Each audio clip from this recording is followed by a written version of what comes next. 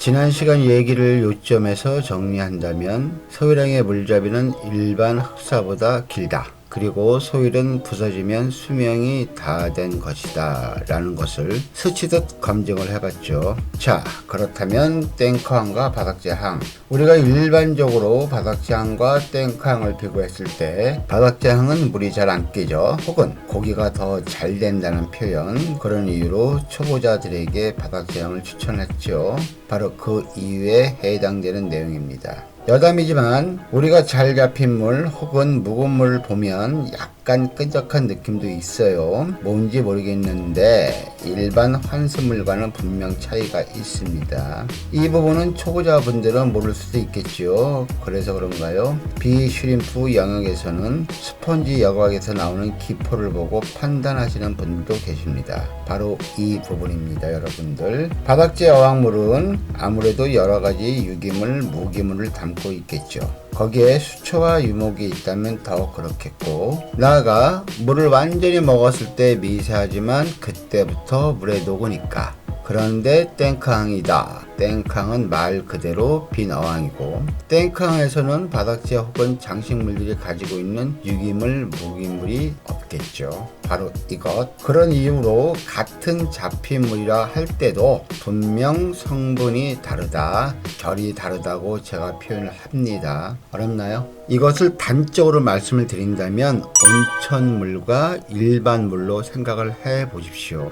반복되는 얘기가 될 텐데, 물이 가지고 있는 여러 가지 성분들은 바닥재항에 많을 것이고, 그것도 혼합이 잘 되었다 한다면, 나아가 공급 안에 있는 성분이 미세하지만 일정 속도를 유지하면서 녹는다면 우리가 말하는 잘 잡힌 물이라고도 해석 가능해지는 얘기입니다. 이런 측면에서 묵은 흑사가 좋다라는 말이 증명이 되죠.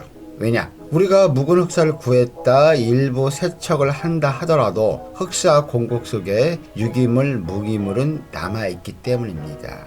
나아가 여기서도 바닥재항과 탱크항의 물잡이 기간을 질문한다면 당연 탱크항이 짧다. 그래야만 바닥재항에 비해서 탱크항이 물이 쉽게 깨진다는 얘기가 설득력을 얻는다는 겁니다. 이 부분에서 거의 대부분들이 10중 8구 다 놓치고 해석을 반대로 하는 경향이 있습니다. 요 점만 좀 참고해 보십시오.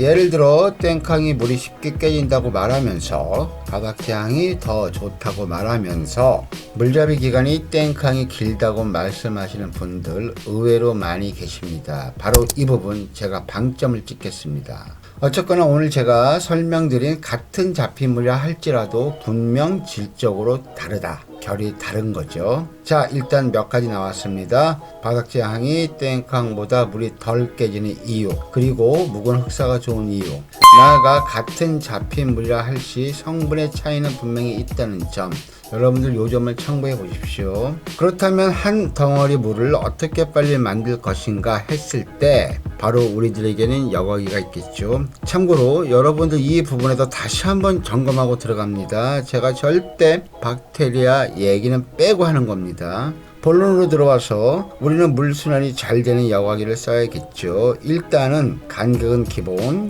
공급까지 물을 채워야 하니까.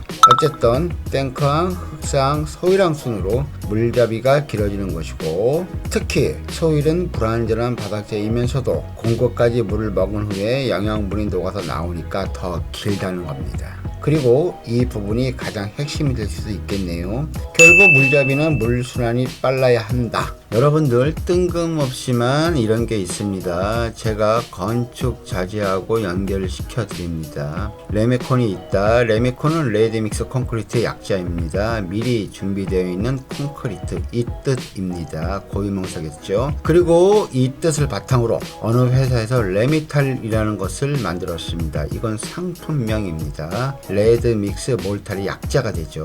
그래서 레미탈, 여기에 물을 섞어서 쓰시면 미장제 상태인 3월에서 몰탈이 되는 겁니다. 자, 여기서 미장하시는 분들이 물 넣고 삽으로 비비고 반죽하는 게 아닙니다. 요즘에는 믹싱기를 가지고 혼합을 하게 돼 있죠. 요즘에는 믹싱기를 가지고 혼합을 합니다. 그래야 힘이 덜 들고 반죽이 잘 되고 시간이 빨라집니다. 자, 저는 이 믹싱기를 여과기에서도 힘이 강한 측면 여과기로 해석해서 이용하고 있죠. 특히 물잡이 할 때 측면은 물순환, 즉 물의 혼합 과정에서는 으뜸이기 때문입니다. 그리고 여러분들이 놓치는 부분, 포장에 담긴 본래의 레미탈은 건조된 모래와 시멘트가 들어있는 겁니다. 혼합이 되어 있다고 하지만 이 상태에서는 레미탈은 분명 분리가 됩니다. 어떻게? 모래와 시멘트로. 그런데 물을 넣는 순간부터는 인위적으로 분리가 안 된다는 사실입니다. 물성이 변했기 때문에 그런 건데, 물과 혼합되면서 강도가 생기고 접착력이 생겼죠.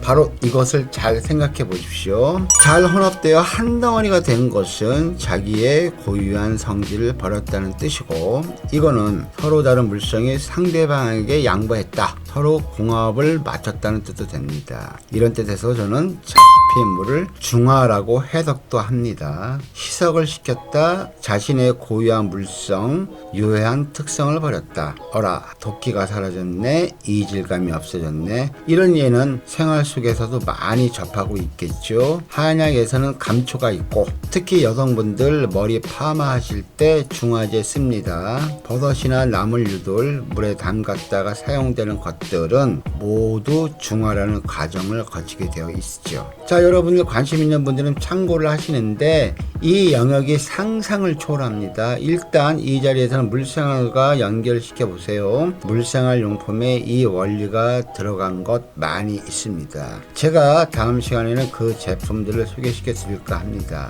자, 이쯤에서 되새기고 갑시다. 잡힌 물은 인간이 편한 물이다. 잡힌 물은 한 덩어리 물이다. 잡힌 물은 중화된 물이다. 자, 오늘 여기까지 여러분들과 함께해서 행복합니다. 감사합니다. 건강하십시오.